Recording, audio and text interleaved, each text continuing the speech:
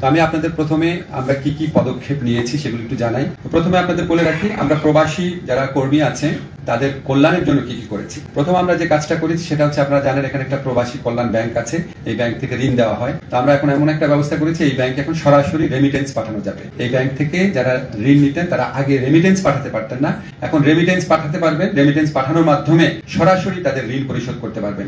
এই ব্যবস্থাটা সম্ভব হয়েছে। এখানে সিটি ব্যাংক নামে একটা বেসরকারি ব্যাংক আছে, তারা আমাদেরকে অনেক হেল্প করেছে। তাদের সাথে একটা মেমোরেন্ডাম অফ কোঅপারেশন করেছি। সেটার আলোকে মোট কথা হচ্ছে আগে প্রবাসী কল্যাণ ব্যাংক থেকে যারা লোন নিতেন তারা এখানে রেমিটেন্স পাঠাতে পারতেন না, প্রবাসী কল্যাণ ব্যাংক পাঠাতে পারতেন না, ওইখান থেকে ঋণটা শোধও করতে পারতেন না। এখন তারা সরাসরি কাজটা করতে পারবেন। এটাতে ওনাদের ভোগান্তি কমবে এবং রেমিটেন্সের প্রবাহ বাড়বে বলে আমরা বিশ্বাস করি। আমরা প্রবাসী কল্যাণ ব্যাংকের পাশাপাশি অন্য আরো 12টি বাণিজ্যিক ব্যাংক, দেশের সর্ববৃহৎ 12টি বাণিজ্যিক ব্যাংকের সাথে আলাপ করেছি। আমরা বলেছি শুধু প্রবাসী কল্যাণ ব্যাংক কেন, আপনারাও প্রবাসীদেরকে ঋণ দেন। এখন প্রবাসীদের ঋণের অনেক বেশি প্রয়োজন আছে। তো ওনারা আমাদের সাথে এগ্রি করেছেন, ওনারা রাজি হয়েছেন, কিন্তু এটার জন্য একটা ক্রেডিট গ্যারান্টি লাগবে। এটা বাংলাদেশ ব্যাংকের সাথে আমাদের যে সচিব মহোদয় আছে উনি কথা বলেছেন, বাংলাদেশ ব্যাংকের গভর্নর আছেন উনি অত্যন্ত হেল্পফুল। উনি আমাদের সাথে যেভাবে কথা বলেছেন আমরা আশা করছি এই ক্রেডিট গ্যারান্টিটা অচিরেই হয়ে যাবে। আমাদের কাছে মনে হয়েছে উনি পজিটিভ। এই ক্রেডিট গ্যারান্টিটা হলে এই 12টা যে বাণিজ্যিক ব্যাংক আছে তারাও প্রবাসীদেরকে ঋণ দিতে পারবে, যেটা আগে কখনো ছিল না। এর পাশাপাশি আমরা প্রবাসীরা আমরা লক্ষ্য করেছি যে ওনারা প্রবাসী কল্যাণ ব্যাংকের যে মূল শাখাটা এখানে আসার ক্ষেত্রে অনেকের অনেক প্রতিবন্ধকতা থাকে, অনেক দূর প্রান্ত থেকে আসেন। এই জন্য আমরা যে সমস্ত এলাকায় আপনার সোনালী ব্যাংক এবং অগ্রণী ব্যাংক রয়েছে ওই সমস্ত জায়গাতে প্রবাসী কল্যাণ ব্যাংকের বুথ স্থাপনের জন্য, অর্থাৎ আরো কোনো টাকা খরচ না করে বা ম্যান পাওয়ার খরচ না করে আমরা অগ্রণী ব্যাংক এবং সোনালী ব্যাংক ওনাদেরকে প্রস্তাব দিয়েছি যে ওনাদের কিছু কিছু রিমোট জায়গা থেকে যেসব প্রবাসীরা আসেন এবং প্রবাসী অধ্যুষিত এলাকা থেকে যারা আসেন সেখানে যেন আমরা প্রবাসী ব্যাংকের বুথ খুলতে পারি, আমাদের প্রস্তাব দেওয়া হয়েছে এবং আমরা খুবই আশাবাদী এটাও হয়ে যাবে। আর সবচেয়ে ইম্পর্টেন্ট যে জিনিসটা আপনারা জানেন, প্রবাসী শ্রমিক যারা আছেন, কর্মী যারা আছেন, তারা প্রবাসে নানা ধরনের ভোগান্তির শিকার হন এবং সেখানে আমাদের দূতাবাসগুলো ঠিক মতো দায়িত্ব পালন করেন না, এই ধরনের অভিযোগ রয়েছে। আমাদের শ্রম কল্যাণ উইং রয়েছে, তারপরেও তারা ঠিক মতো কাজ করে না, এই ধরনের প্রচুর অভিযোগ, আপনারা সবাই এটা জানেন। তো আমরা সেটা খুব শক্তভাবে দেখার চেষ্টা করেছি। আমরা এই দূতাবাস সমূহে এই শ্রম কল্যাণ উইংকে আমরা ফর্ম ছাপিয়ে পাঠিয়ে দিচ্ছি যে এখন থেকে তাদের ওখানে কতগুলা কমপ্লেইন আসলো, কে কমপ্লেইন করলো, কমপ্লেইন যে করেছে ওনার ফোন নাম্বার কি, নাম কি এবং ওই কমপ্লেইনের ব্যাপারে উনি কি ব্যবস্থা নিয়েছেন এটা আমাদেরকে নিয়মিতভাবে রিপোর্ট করবেন। এবং এখান থেকে আমরা সরাসরি ওইখানে যে উল্লেখিত অভিযোগকারীর নাম এবং ফোন নাম্বার থাকবে সবগুলা তো চেক করতে পারবো না, সেগুলো আমরা দৈব চয়ন ভিত্তিতে চেক করে দেখবো যে ওনারা সত্যি ফাংশন করছেন নাকি। এবং আমি আপনাদের মাধ্যমে এই বার্তা দিতে চাই, যদি আমাদের প্রবাসী কল্যাণ উইং এ কেউ ঠিক মতো দায়িত্ব পালন না করে, একদম আমাদের প্রবাসী ভাইদের জন্য সেবামূলক কল্যাণমূলক সেবকের মতো ভূমিকা না নিয়ে কাজ করেন, দরকার হলে আমরা সেখানে পরিবর্তন আনবো। এই ব্যাপারে আমরা কোনো রকম ছাড় দিব না। আমরা রেমিটেন্সের প্রবাহ বৃদ্ধির জন্য আরো কিছু ব্যবস্থা গ্রহণ করছি। আপনারা জানেন একটা আমি বলেছি যে প্রবাসী কল্যাণ ব্যাংকে সরাসরি রেমিটেন্স পাঠাতে পারবে। এছাড়া আমরা একটা আপনারা জানেন ওখান থেকে যে আপনার মানি এক্সচেঞ্জ হাউসগুলা সেটার মাধ্যমে আমাদের প্রবাসীরা রেমিটেন্সটা পাঠান।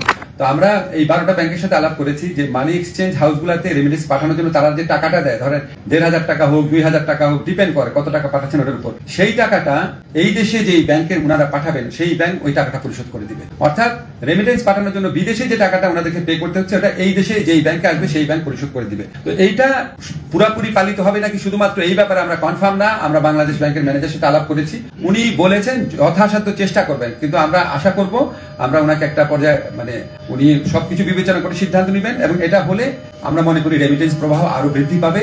সরাসরি রেমিটেন্স পাঠাতে এবং হুন্ডির মাধ্যমে না পাঠাতে আমাদের যারা প্রবাসী কর্মীরা আছে ওনারা আরো অনেক বেশি অনুপ্রাণিত বোধ করবেন। রেমিটেন্সের প্রবাহ বৃদ্ধির জন্য আমরা আরেকটা পদক্ষেপ হাতে নিয়েছি, সেটা হচ্ছে ওয়েজ আর্নার বন্ড ক্রয়ের ক্ষেত্রে এখন সর্বোচ্চ সীমা হচ্ছে 1 কোটি টাকা। আমরা সেটা বাতিল করার প্রস্তাব করেছি। এগেইন বাংলাদেশ ব্যাংকের অনুমোদন লাগবে, সহায়তা লাগবে। আমাদের মনে হয়েছে উনি এটা করে দিবেন, বেশ পজিটিভলি উনি এটা নিয়েছেন।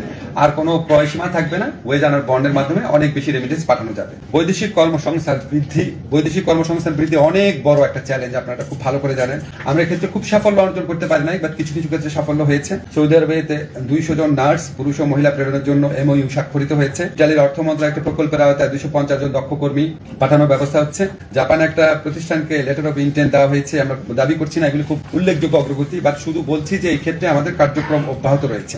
আর আরেকটা জিনিস আপনাদের বলি, আমাদের এখানে প্রবাসী কর্মীদের বিদেশে পাঠানোর ব্যাপারে অনেক ভোগান্তি হয়, অনেক টাইম লাগে, এটা একটা চিরাচরিত কমপ্লেইন। তো আমরা ইনভেস্টিগেট করে দেখলাম যে এখানে প্রবাসীরা বিদেশে যেতে চাইলে 3টা স্তরে অনুমোদন লাগতো। একটা হচ্ছে কনসার্ন দূতাবাসে, ধরেন সৌদি আরবে পাঠাতে হলে সৌদি আরবের দূতাবাসে, তারপর হচ্ছে মন্ত্রণালয়, তারপর হচ্ছে বিএমইটি প্রশিক্ষণ ব্যুরো। তো আমরা এখন থেকে মন্ত্রণালয় আর কোনো ভূমিকাই পালন করবে না, এখন থেকে 2টা জায়গায় অনুমোদন নিতে হবে। তো 3টা জায়গার পরিবর্তে যখন 2টা জায়গায় অনুমোদন নিতে হবে, তাহলে প্রবাসীদের এই বিদেশে যাওয়ার ক্ষেত্রে অনুমোদন প্রক্রিয়া যে ভোগান্তি, সেটা আমাদের হিসাব মতে অনেক কমবে এবং 15 থেকে 30 দিন সময় কমে যাবে। লিড টাইম আমরা বলি, ওনাদের যাওয়ার প্রস্তুতির যে সময়টা, সেটা যদি 3 মাস লাগতো আগে, এখন আমরা আশা করি এটা 2 থেকে 2.5 মাস লাগবে বড় জোর। আমরা চেষ্টা করবো অন্তত 1 মাস কমানোর জন্য।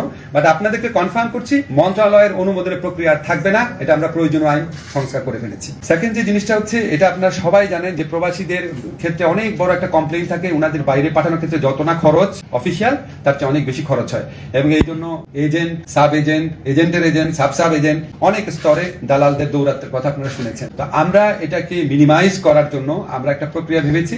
আমরা এখন থেকে এজেন্ট, সাব এজেন্ট যারা আছেন, সাব এজেন্ট বিশেষ করে, এজেন্টরা তো আমাদের এখানে নিবন্ধিতই, সাব এজেন্ট যারা আছেন, ভদ্র ভাষায় সাব এজেন্ট বললাম, মানে যাদেরকে আপনারা অনেক সময় দালাল বলেন, বাট তাদের মধ্যে ভালো লোক আছেন, খারাপ লোক আছেন, আমরা ওনাদেরকে রেজিস্ট্রেশন করে দিব। রেজিস্ট্রেশন করে দিলে ওনারা একটা জবাবদিহিতার প্রক্রিয়ার মধ্যে থাকবেন। এবং আমরা আশা করব, আজকে বাইরের নেতৃবৃন্দ আছেন, ওনাদেরকে বোঝানোর চেষ্টা করব, ওনারা যদি আমাদের সাথে সহযোগিতা করেন, ইনশাআল্লাহ আমরা এই সাব এজেন্টদের দৌরাত্ম্য অনেকাংশে কমাতে পারবো। এই দৌরাত্ম্য কমানো গেলে বিদেশে যাওয়ার যে অহেতুক যে অতিরিক্ত টাকা দিতে হয়, সেটা কিছুটা হলেও কমবে, আশা করি অনেকাংশে করবে। এবং আমি আশা করি বাইরের নেতৃবৃন্দ আছেন, ওনারা সহযোগিতা করবেন, এটা আমরা করতে পারবো।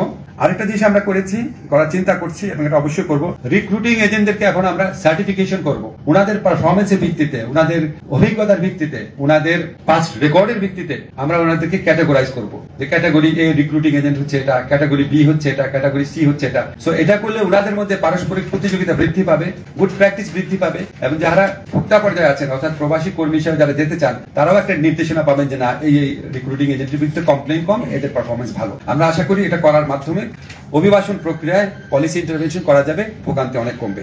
আরেকটা জিনিস আপনাদের বলে রাখি, আপনারা অনেকেই প্রশ্ন করবেন হয়তো মালয়েশিয়ার ব্যাপার নিয়ে। আমাদের প্রধান উপদেষ্টা নোবেল বিজয়ী ডক্টর মোহাম্মদ ইউনূস যখন শপথ গ্রহণ করেছেন, তার 3-4 দিনের মাথায় হঠাৎ স্যার উঠে গেলেন কথা বলতে বলতে। তো স্যার এসে বললেন যে ওনাকে মালয়েশিয়ার প্রধানমন্ত্রী ফোন করেছেন, প্রেসিডেন্ট ফোন করেছেন, প্রধানমন্ত্রী আনোয়ার ইব্রাহিম ফোন করেছেন আর কি। তো আমি বললাম, স্যার আপনার সাথে কিরকম সম্পর্ক? বললো আমার সাথে খুবই ভালো সম্পর্ক, আমার খুব পুরনো বন্ধু। আমি সাথে সাথে বললাম, স্যার তাহলে আমরা কি মালয়েশিয়ার কর্মী পাঠানোর ব্যাপারে আপনার কোনো সাহায্য পাবো নাকি? বলে যা লাগে আমাকে। আমরা তো অনির্দিষ্ট কথা বলে লাভ নাই, আমরা মার্কেটটা ইনভেস্টিগেট করছি মালয়েশিয়ার ব্যাপারে।